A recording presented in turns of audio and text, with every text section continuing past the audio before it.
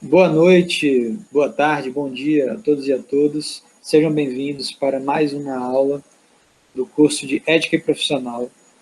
E, como vocês sabem, meu nome é Gabriel Cafuri da Rocha, eu sou professor de Filosofia do Instituto Federal do Sertão Pernambucano. Então, a nossa aula de hoje vai estar baseada no livro Ética Geral e Profissional de Inacilma Rita Silva Andrade, da UFBA. É uma apostila, né, em que remonta aos princípios éticos, como a relação entre ética e moral, mas que nos leva ao que nós realmente precisamos entender da ética profissional, de uma maneira bem direta. Então, por isso, eu escolhi tratar desse livro nessa aula. Então, vamos lá, começar. Ética profissional.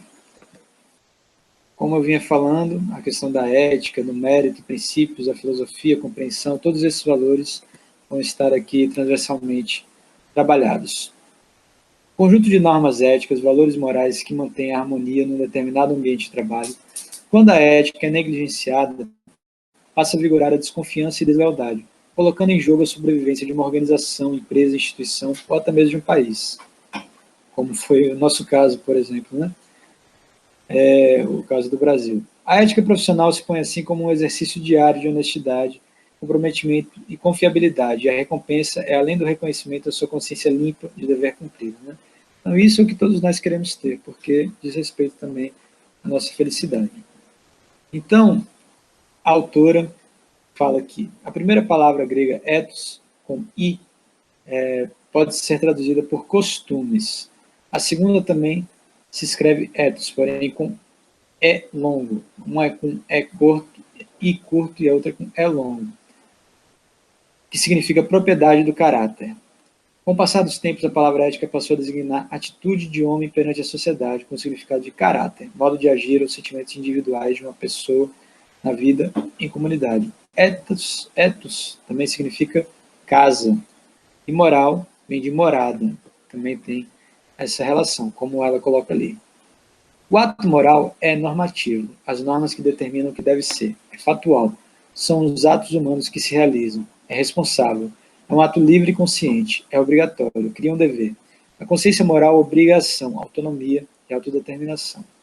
Já a questão da fatualidade pode ser amoral, que foge da norma, ou moral de acordo com a norma. E a responsabilidade é solidária. É interessante perceber o seguinte, que a ética é onde estão os princípios norteadores da ação humana. E a moral é onde estão as regras, ok? Isso aí acho que sintetiza bem. O que a sociedade busca no profissional? Honestidade enquanto ser humano profissional, perseverança na busca de seus objetivos e metas, conhecimento geral e profissional para oferecer segurança na execução das atividades profissionais, responsabilidade na execução de qualquer tarefa, iniciativa para buscar solucionar as questões apresentadas, imparcialidade na execução do trabalho e na apresentação de resultados e sugestões. Ainda, a atualização constante e contínua, trabalho em grupo de modo que seja construído um espírito de equipe, eficiência na execução das tarefas, buscando aprimorar a qualidade, eficácia ao fazer o trabalho, visando atingir o resultado esperado. Ambição na busca de crescimento pessoal e profissional, controle emocional nos relacionamentos pessoais e profissionais, visando a admiração de conflitos, relacionamento interpessoal baseado na compreensão, ajuda mútua, respeito e consideração. Postura profissional privilegiando as boas maneiras, a boa educação, a comunicação adequada, os bons hábitos e a boa aparência. Então é muito importante a questão da aparência, bons hábitos, boas maneiras e principalmente a questão da comunicação, que para mim é algo central nesses valores da ética, da moral, da honra, da virtude, do respeito, é a questão da comunicação. Por que a comunicação? Porque já diz o ditado, comunicando a gente se entende, conversando a gente se entende. Então, eu quero tratar aqui, não como nós devemos nos comunicar, mas aquilo que é uma barreira à comunicação. Então, eu começo aqui pela filtragem. A filtragem se refere à manipulação da informação pelo emissor, para que ela seja vista de maneira mais favorável pelo receptor. Por exemplo, quando uma pessoa diz ao seu superior, um funcionário diz ao seu superior, exatamente aquilo que acredita que o chefe quer ouvir, ele está filtrando a informação. O principal determinante da filtragem é o número de níveis da estrutura da organização. Quanto maior o número de níveis verticais, mais oportunidades para a ocorrência da filtragem. Mas pode-se esperar que a filtragem ocorra sempre que houver diferenças de status, ou seja, entre diferentes graus hierárquicos.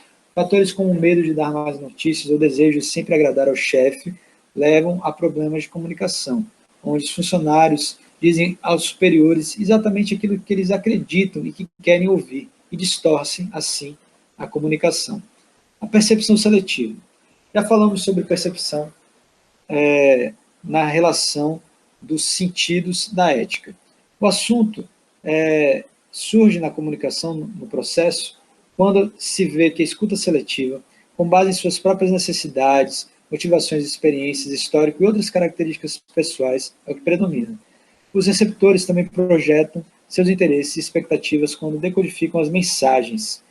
O entrevistador, por exemplo, que acredita que mulheres sempre colocam a família antes do trabalho, ao selecionar novos funcionários, vai ter uma tendência a eliminar as candidatas mulheres. Então, essa questão da comunicação e de como romper também os preconceitos éticos nesse processo de comunicação. Assim, a sobrecarga de informação é quando as pessoas têm uma capacidade finita de processar informações. Quando as afirmações que temos de trabalhar excedem a nossa capacidade de processamento. O resultado é a sobrecarga de informação. Logo, as demandas para atender e-mails, telefones, fax, reuniões e leituras profissionais aumentam o potencial da sobrecarga de informações entre um funcionário e os seus superiores, ainda que de alta qualificação. O que acontece quando as pessoas têm mais informações do que conseguem organizar e utilizar? A tendência é selecionar, ignorar, esquecer, e para isso é preciso um bom planejamento, uma boa agenda, para você se comunicar bem. As emoções. A maneira como o receptor se sente no momento em que recebe a mensagem vai influenciar a sua maneira de interpretá-la. Uma mesma mensagem pode ser interpretada por você de uma forma diferente se você estiver aborrecido ou distraído. Logo, é importante que você esteja feliz, emocionalmente bem, para nem muito eufórico, nem depressivo, como já diria Aristóteles, para ter uma comunicação eficaz.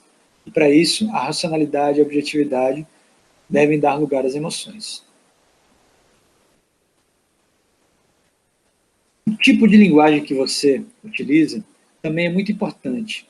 Quando você manda um e-mail, você ser, como a gente pode dizer assim, o mais erudito, o mais formal possível. É importante porque nas organizações os funcionários geralmente provêm de origens diferentes e, portanto, possuem padrões diversos de linguagem. Então, um agrupamento de funcionários num departamento de especialistas que desenvolvem uma linguagem técnica é fundamental na organização e para você conseguir superar os problemas de linguagem. Né? É interessante até que me lembro que tem um filósofo chamado Ludwig Wittgenstein que diz: não existem problemas filosóficos, existem problemas de linguagem. Né?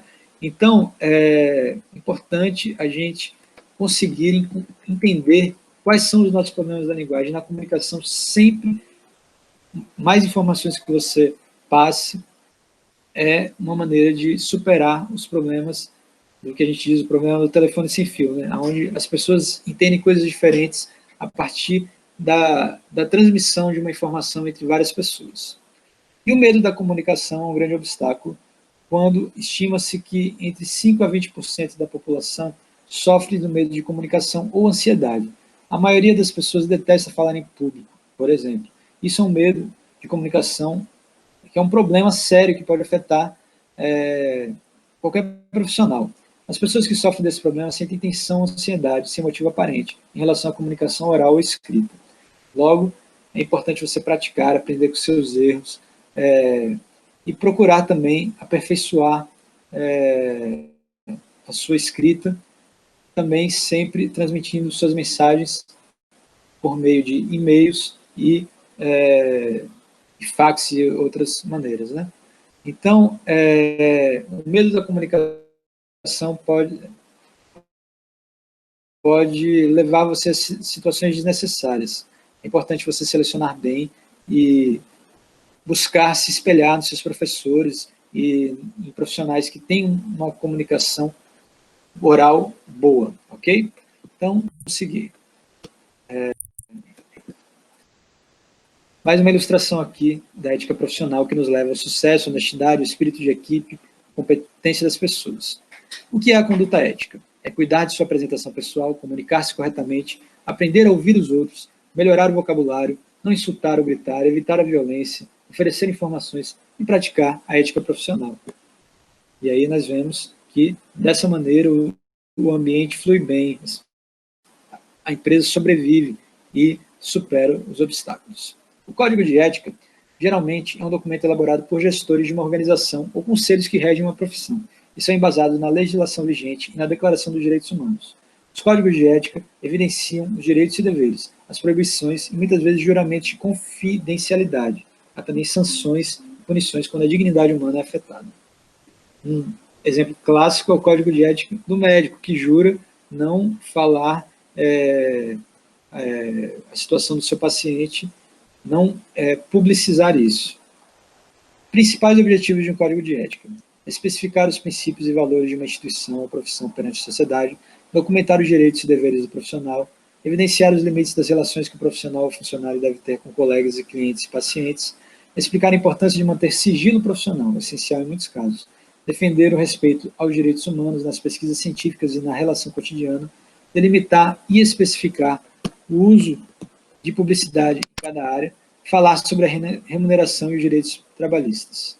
Então, nós vemos aí que faz parte da ética a transparência, né, da política empresarial. Existe também um código de ética empresarial, baseado numa reunião que empresários fizeram, internacional, onde se colocaram 13 princípios organizacionais, onde a responsabilidade das empresas está ligada ao impacto social e econômico das empresas, a conduta empresarial, respeito às regras, apoio ao comércio multilateral, respeito ao meio ambiente, que é importantíssimo, não exceder no uso de materiais recicláveis ou não, né, mas principalmente papel, né? Prevenção de operações ilícitas, relação com o cliente, direitos e deveres dos colaboradores, agregar valor para proprietários e investidores, parceria com fornecedores, práticas com relação à concorrência, inserção da comunidade nas decisões empresariais. Isso, como já venho falando, é uma questão de competência social. Ser ético profissionalmente é ser competente. A transparência e a responsabilidade social pode ser conceituado como a transparência como um princípio ético, é o desejo de informar tudo aquilo que, no plano empresarial, por exemplo, possa afetar significativamente o interesse dos stakeholders, né? Aqueles que mantêm a sua empresa, seja os consumidores como os investidores, os quais, mais bem informados, terão melhores condições de analisar os riscos que estão assumindo. Assim, essa responsabilidade social, através da transparência, pode ser conceituada como uma responsabilidade social corporativa, conjunto de ações adotadas pelas empresas que beneficiam a sociedade e as corporações, levando em consideração a economia, educação, meio ambiente, saúde, transporte, moradia, atividades locais e governo. Geralmente, são os programas sociais criados pelas organizações que geram benefícios mútuos entre a empresa e a comunidade, melhorando a qualidade de vida dos funcionários e da própria população. A responsabilidade social empresarial está intimamente ligada a uma gestão ética e transparente que a empresa deve ter nas relações entre as organizações e partes interessadas, e para minimizar os impactos negativos das suas atividades no meio ambiente e na comunidade. A responsabilidade social e ambiental está relacionada com as práticas de preservação do meio ambiente, uma vez que uma empresa responsável no âmbito social deve ser conhecida pela criação de políticas responsáveis na área ambiental, objetivando sua sustentabilidade, adotando uma praça, cuidando de uma zona ambiental, de uma ambiental protegida, né, de uma zona ambiental protegida, uma área ambiental protegida. E aí está o desfecho de uma ética profissional bem adequada, onde as pessoas são motivadas, né, porque elas estão ligadas a valores que interessam a elas. As diretrizes da responsabilidade social. Segundo o Instituto Ethos, existem 7 diretrizes para a implantação da responsabilidade social nas organizações. Adotar valores e trabalhar com transparência, valorizar empregados e colaboradores, fazer sempre mais pelo meio ambiente, envolver parceiros e fornecedores, proteger clientes e consumidores, promover a comunidade ao entorno dessa organização, comprometer-se com o bem comum. E aí chegamos, então, à nossa parte final, onde chegamos ao conceito de compliance, que é a confiança, através da relação mútua entre regras, regulamentos, políticas, padrões. Né? A compliance é a preservação da integridade civil e criminal, na medida que, ao prevenir e reduzir riscos das condutas não conformes, a compliance diminui o grau de exposição e responsabilização da alta administração da organização, em relação a potenciais comportamentos irregulares ou ilegais de seus colaboradores. Aumento da eficiência. A compliance reduz a incidência de fraudes e desconformidades que geram desvios de recursos, evitando riscos de sanções legais, perdas financeiras e perdas de reputação. Também aumenta a qualidade das decisões da organização, reduzindo o custo operacional. Estes fatores repercutem diretamente no aumento da eficiência na gestão e no desempenho da organização. Vantagem competitiva. A compliance é uma estratégia relevante de competitividade e atratividade do negócio, uma vez que a sociedade cada vez mais se conscientiza em relação ao consumo sustentável e ético, e passou a exigir que as organizações adotem posturas e comportamentos que reflitam esses valores. E ganhos de produtividade. Uma cultura organizacional ética exerce influência sobre a integridade dos colaboradores, reduzindo a incidência de comportamentos que representam desvios. A difusão de boas práticas de governança corporativa amplia a coesão do público interno, gerando uma melhoria nós terminamos mais essa aula. Agradeço pela atenção de vocês, espero que a aula tenha sido proveitosa e desejo que todos fiquem em casa, se cuidem e tenham um bom curso.